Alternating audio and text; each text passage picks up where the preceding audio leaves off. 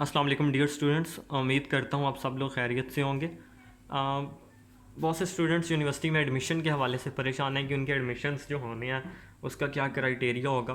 तो उसमें मैं मुख्तलिफ़ कैटेगरीज़ को स्टेप वाइज आप लोगों के सामने बता देता हूँ कि उनके जो एडमिशन होनी है वो किस तरह। नंबर वन, हमारे पास जो कैटेगरी आती है वो हमारे पास आती है वो कैंडिडेट्स जो कि अभी क्या हैं, फ्रेश कैंडिडेट थे। फ्रेश कैंडिडेट्स का मतलब मैं आपको आसान अल्फाज में समझा देता हूँ। वो बच्चे जिन्होंने लास्ट ईयर पार्ट वन के एग्ज़ाम्स दिए थे, उनका रिज़ल्ट आया था और अब उनके पार्ट टू के एग्ज़ाम थे, लेकिन कोरोना की वजह से उनको प्रमोट किया गया। तो ऐसे बच्चों का क्या होगा? ऐसे बच्चों ने अभी जो अपना दाखिला भेजना है वो पार्ट वन के मार्क्स की बेस पे भेजेंगे, ठीक है। और उनमें उनकी जो रिज़ल्ट कैलकुलेशन होगी वो हर यूनिवर्सिटी के क्राइटेरिया के मुताबिक, उसमें उनका एंट्री टेस्ट अगर है तो एंट्री टेस्ट, सेकंड उनके मैट्रिक के मार्क्स, थर्ड उनके पार्ट वन के मार्क्स, ये तीन होंगे और इनका आर्जी तौर पे एडमिशन होगा इनकी बेस के ऊपर। देन उनका पार्ट टू का रिजल्ट आ जाएगा। अगर वो यूनिवर्सिटी पार्ट टू भी इंक्लूड करती है तो ये हर यूनिवर्सिटी के लिए मुख्तलिफ, वरना इनके लिए यही होगा कि पार्ट वन की बेस पे इनको एडमिशन मिल जाएगा, पार्ट टू के रिजल्ट का इनको वेट ही नहीं करना पड़ेगा। लेकिन अगर यूनिवर्सिटी की रिक्वायरमेंट है जी पार्ट टू भी रिक्वायर है, देन ये लोग बच्चे आर्जी तौर पे एडमिट होंगे। जब इन लोगों का एंट्री टेस्ट हो जाएगा और यूनिवर्सिटीज़ इंटर का रिज़ल्ट आ जाएगा, तो उस रिज़ल्ट के बाद ये बच्चे क्या होंगे, परमानेंटली उस यूनिवर्सिटी में एडमिट होंगे। अभी जो भी एडमिशन होगा इनका आर्जी तौर पे होगा। देन हमारे पास इंप्रूवमेंट कैटेगरी आती है subject wise. As per rule ये भी प्रमोट हो चुके हुए हैं, तो इनका जो इम्प्रूव कर रहे हैं, क्योंकि इनका सब्जेक्ट वाइज है तो सब्जेक्ट वाइज में इनको अभी अपने टोटल मार्क्स का स्टेटस पता है, ठीक है। वो आप बोर्ड के फार्मूला के मुताबिक कैलकुलेट कर सकते हैं, आप अपने टोटल मार्क्स भी दे सकते हैं।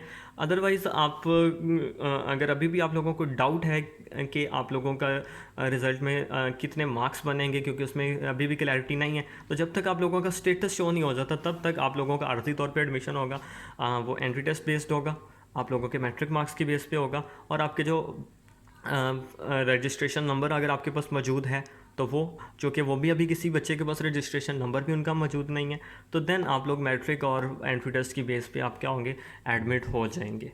डन हो गया। अभी अगर आपसे इंटर के मार्क्स पूछे जाते हैं तो आप अपने प्रीवियस मार्क्स ही वहाँ पे एंटर कर सकते हैं, इसमें कोई इशू नहीं है। देन हमारे पास इंप्रूवमेंट होती है पार्ट वाइज। अगर किसी भी स्टूडेंट ने पार्ट वन मुकम्मल रिपीट किया है या पार्ट टू मुकम्मल रिपीट किया, तो ऐसे बच्चे भी प्रमोट हो चुके हैं, तो इनको भी उनके स्टेटस का तो पता है, ये उस स्टेटस के अकॉर्डिंगली क्या होंगे, आगे यूनिवर्सिटीज़ में एडमिट होंगे। और अभी इनका एडमिशन भी क्या होगा, आर्जी तौर पे होगा। जब तक फाइनल स्टेटस शो नहीं हो जाता बोर्ड की तरफ से इंटर का, तब तक इनके एडमिशन अभी क्या होंगे, आर्जी होंगे।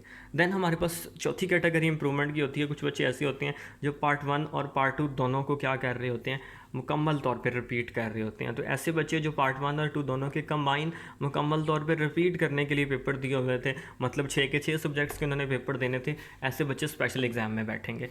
इनके स्पेशल एग्ज़ाम का स्टेटस अभी तक शो नहीं हुआ कि वो कब होगा। जो एक्सपेक्टेड था जुलाई के अंदर, लेकिन अब वो हो सकता है वो सितंबर या अक्टूबर के अंदर लिया जाए इदारे ओपन होने के बाद, तो इनका रिज़ल्ट भी उसके बाद आएगा। तो ऐसे बच्चे सबसे ज़्यादा परेशान हैं कि जी हम कैसे यूनिवर्सिटी में अप्लाई करें। तो ऐसे बच्चों के लिए ये है कि ये यूनिवर्सिटी में अप्लाई के लिए बिल्कुल एलिजिबल हैं। इनके जो मेरिट बनेगा वो मैट्रिक के मार्क्स की बेस पे बनेगा, और आप लोगों के एंट्री टेस्ट अगर हो जाता है तो उसके मार्क्स की बेस पे आप लोग एलिजिबल होंगे और आपका एडमिशन अभी आर्जी होगा। जैसे ही आप लोगों के एग्ज़ाम होंगे, रिज़ल्ट हो जाएगा, देन आप लोगों का वो जो एडमिशन होगा वो फाइनल कंसीडर किया जाएगा यूनिवर्सिटी में। उससे पहले आप यूनिवर्सिटी में एडमिशन अगर हो भी रहे हैं तो आप लोग यूनिवर्सिटी के क्लासेस भी लेंगे, लेकिन अगर आपका आपका रिज़ल्ट आ जाता है और आप यूनिवर्सिटी के क्राइटेरिया और मेरिट पर पूरे उतरते हैं उस केस में, और आप उसको फुलफ़िल करते हैं, तो आपका एडमिशन उस यूनिवर्सिटी में रिज़र्व रहेगा। अदरवाइज़ आप लोगों को यूनिवर्सिटी एक्सपेल कर देगी और आप दोबारा वापस एफएससी वाले लेवल पे आ जाएंगे और अगले साल दोबारा पेपर देंगे। अच्छा, एक स्पेशल कैटेगरी है। कुछ बच्चे जो किसी वजह से पार्ट वन के कुछ सब्जेक्ट्स में, फॉर एग्जांपल मैं कहता हूँ वो 2 सब्जेक्ट्स में फेल हो गए थे, या उन्होंने पेपर्स दिए थे, उन्होंने एक पेपर दिया, बाकी सारे पेपर छोड़ दिए। ऐसी कैटेगरीज भी हैं कि वो पार्ट वन के 5 सब्जेक्ट 6 सब्जेक्ट्स में फ़ेल हैं, और या सब में फ़ेल हैं या एक में फ़ेल थे। तो इस साल उन्होंने पार्ट वन पार्ट टू दोनों का एडमिशन ही भेजा हुआ था। पार्ट वन के जो उनके रिमेनिंग सब्जेक्ट्स थे और पार्ट टू मुकम्मल था, तो ऐसे बच्चे भी वो स्पेशल एग्ज़ाम के अंदर बैठेंगे। ये पार्ट वन में चंद मज़ामीन के लिए याद रखें। इसका क्राइटेरिया वही है कि वो लेस दैन 40% वाला, अगर उनके 40% से कम, मतलब अगर तो वो